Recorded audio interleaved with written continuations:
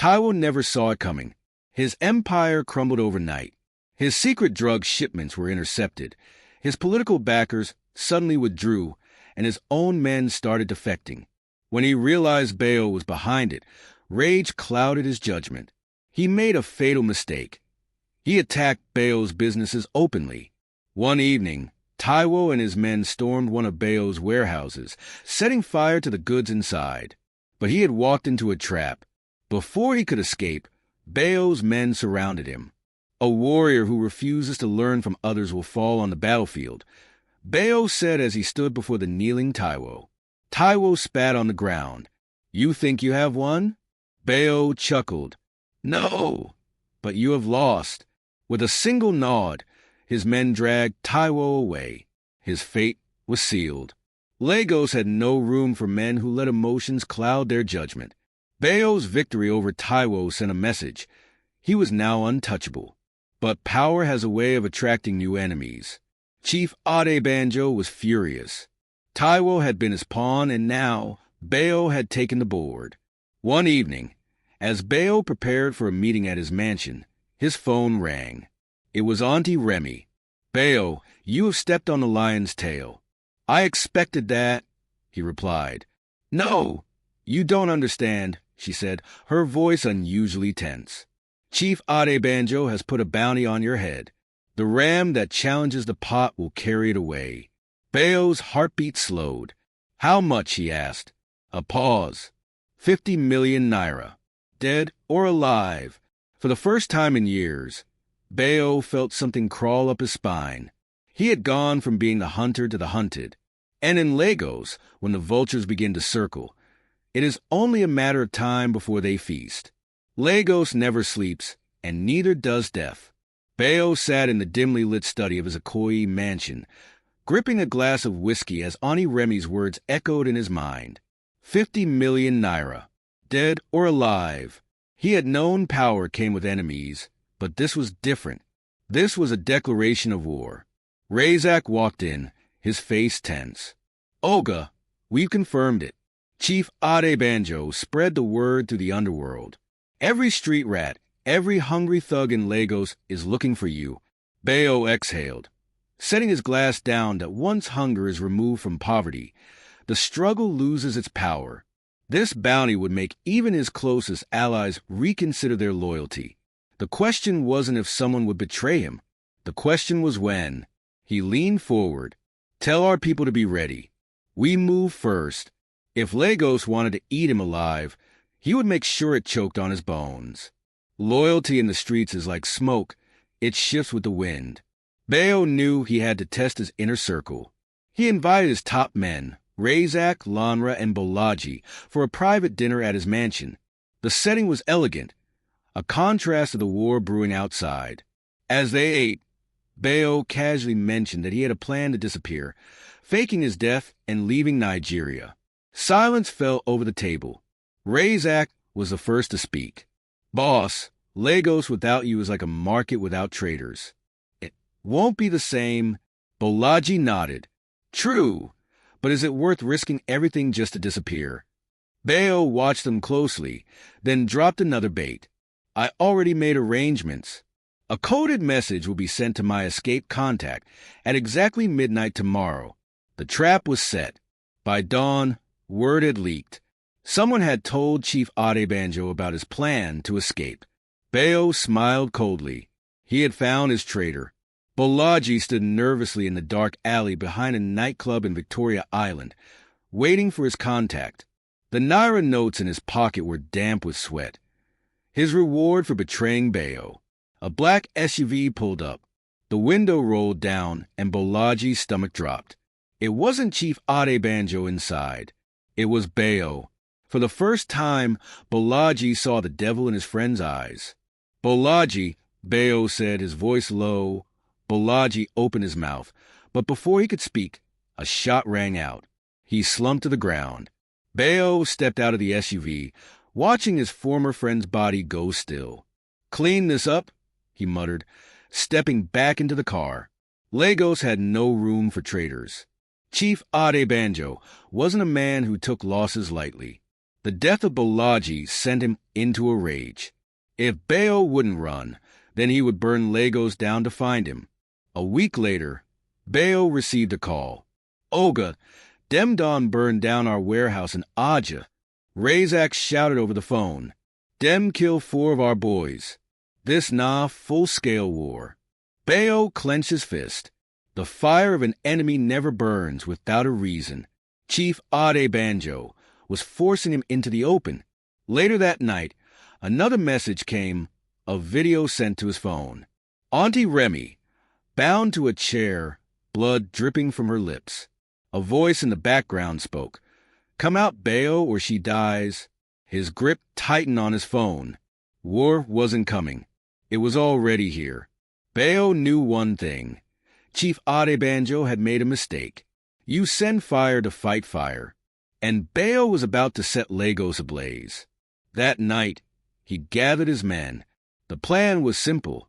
Hit Chief Adebanjo where it hurt. They stormed his biggest drug operation in Apapa, burning everything to ash. By the time the police arrived, over 200 million naira worth of goods had turned to smoke. Then came the second blow. With help from a corrupt journalist, Bayo leaked a file containing damning evidence of Chief Adebanjo's illegal dealings. The news spread like wildfire, and by morning, the authorities were forced to investigate. But Bayo wasn't done. At exactly midnight, he sent his final message, directly to Chief Adebanjo's personal phone. A video. It showed Auntie Remy, no longer bound but holding a gun. She smiled. "You underestimated us, old man." The screen cut to black. Chief Adebanjo's empire was crumbling, and Bayo Adelaja was still standing. Bayo sat in his study, staring at the whiskey glass in his hand. The liquid swirled slowly, mirroring the storm in his mind. Auntie Remy was safe, for now. But safety was an illusion in Lagos. Razak stood near the window, his jaw tight. "Oga, we hit them hard, but Chief Adebanjo is like an old snake. Even if you cut off the tail, the head still bites." Bayo exhaled. A child destined for sacrifice never hears the sound of the hunter's whistle. He had chosen this path. Now, he had to see it through. "Gather the men. We finish this," Bayo ordered. But before Razak could respond, Bayo's phone vibrated. A private number. He hesitated, then answered. A deep voice, smooth yet menacing, filled his ears. "Adelaja, you've forgotten one thing," the caller said. Bayo's grip on the phone tightened. "In this city, it's not just the streets that hold power." The line went dead. Bayo's chest tightened. This wasn't just about Chief Adebanjo anymore. Someone bigger was watching. By the time Bayo arrived at the safe house in Lekki, his mind was racing. He had spent years mastering the streets, controlling men through fear and respect. But the real power in Lagos sat behind polished desks, wearing silk ties, shaking hands with governors while laundering blood money. If they were stepping in, he was in deeper than he thought. Razak greeted him at the door. "Oga, we have problem."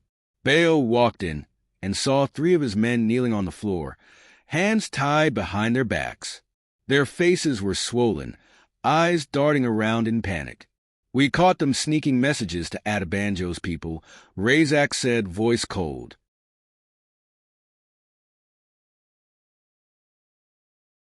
Bayo crouched in front of one. "Bode," he said softly, "did I not feed you?" Bode swallowed hard. "Oga, it wasn't like that. Bayo raised a hand, silencing him. "If you leave a rat unchecked, expect an infestation." Without another word, he stood up and pulled out his gun. The room echoed with 3 gunshots.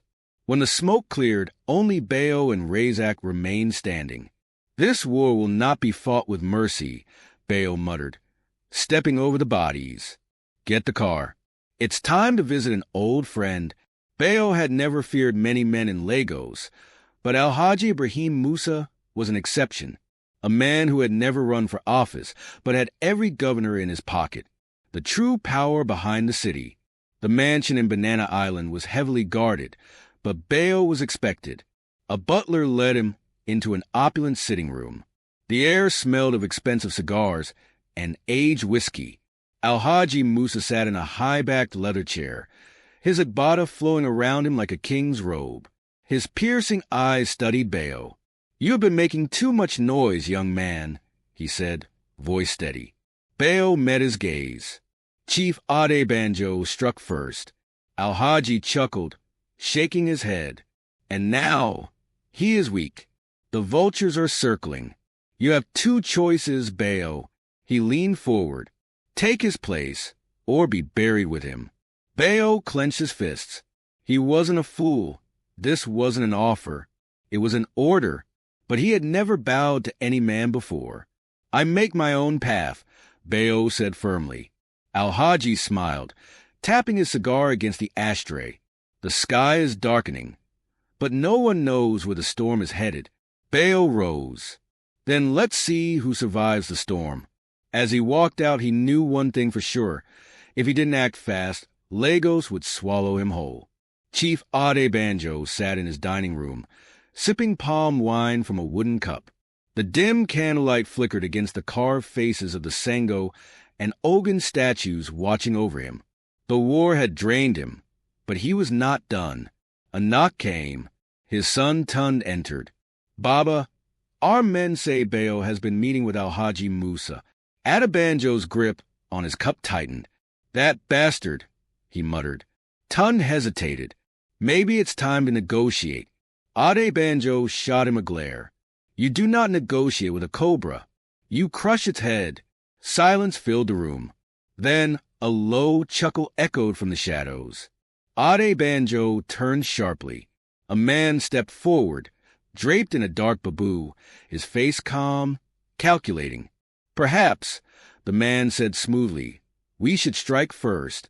Adebanjo frowned. "Who are you?" The man smiled. "A friend with a solution." As he leaned in to whisper, Adebanjo's lips curled into a grin. Bayo Adelaja would never see this coming. The sun rose over Lagos, painting the city in hues of gold and ash. Bayo sat on his balcony, watching the restless streets below. His mind was sharper than ever. He had been winning battle after battle. But the final war was coming. Razak joined him. "Oga, something no day balance." One of our boys overheard a whisper. "Adebanjo is planning something big." Bayo nodded slowly. He already felt it in his bones. Double security. Everyone gets vetted. But as he spoke, his phone vibrated with an anonymous message. He opened it. A single video file. He pressed play. The screen flickered. Razak, sitting in a dark room, talking to Chief Adebanjo. Bayo's blood ran cold.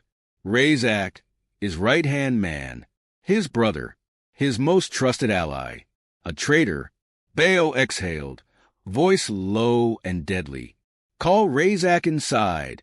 Bayo sat in his study, his fingers tapping slowly on the polished wood table. His face was unreadable, but his heart pounded with rage. Razak entered the room, his usual confident stride intact. "Oga, you called me?" Bayo looked up. The video of Razak's betrayal played on his phone screen.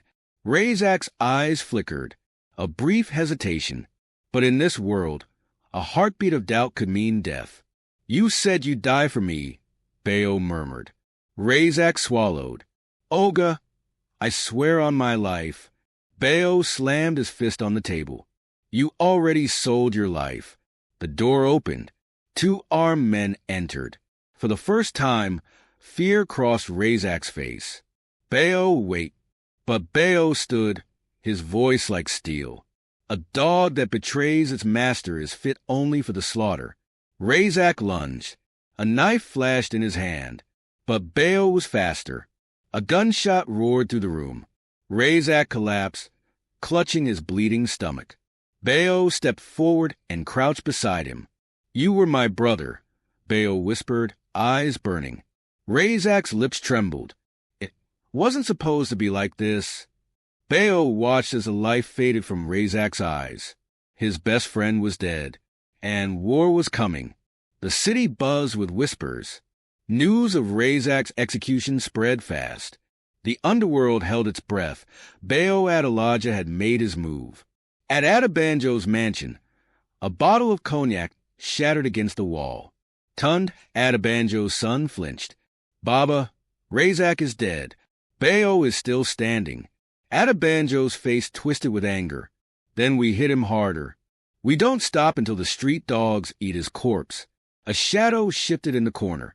The mystery man from their last meeting, his identity still unknown, stepped forward.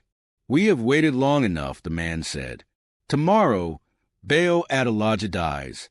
Adebanjo's eyes gleamed. How? The man smirked. You'll see. Bayo had never been this cautious. He knew Adebanjo would retaliate, but not knowing one was worse than the attack itself. His convoy moved through Victoria Island. For SUVs, heavily armed men, tinted windows. Lagos was a jungle, and Bayo was its king. Or so he thought. As they approached Falomo Bridge, the first explosion shattered the air. Fire collision boom. The lead SUV flipped into the air, crashing onto its roof. Gunfire erupted from all sides. An ambush. Bayo's driver swerved, but another blast ripped through the convoy.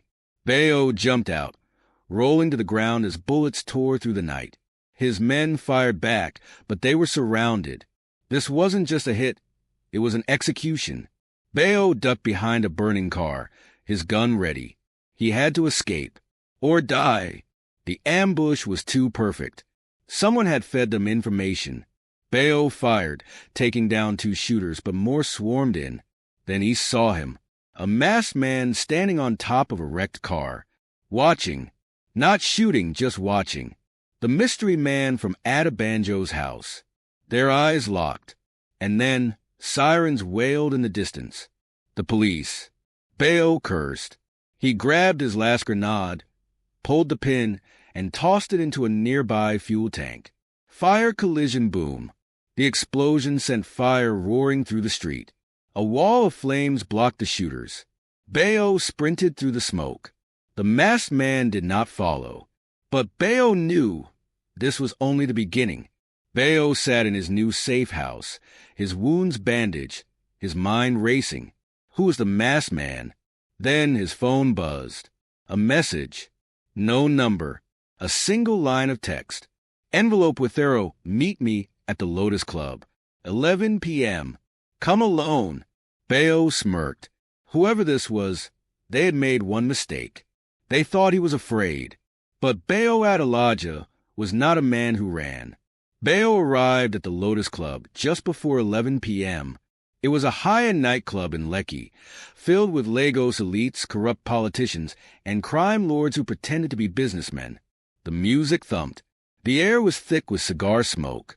Bayo walked in alone, as instructed, but his instincts screamed danger.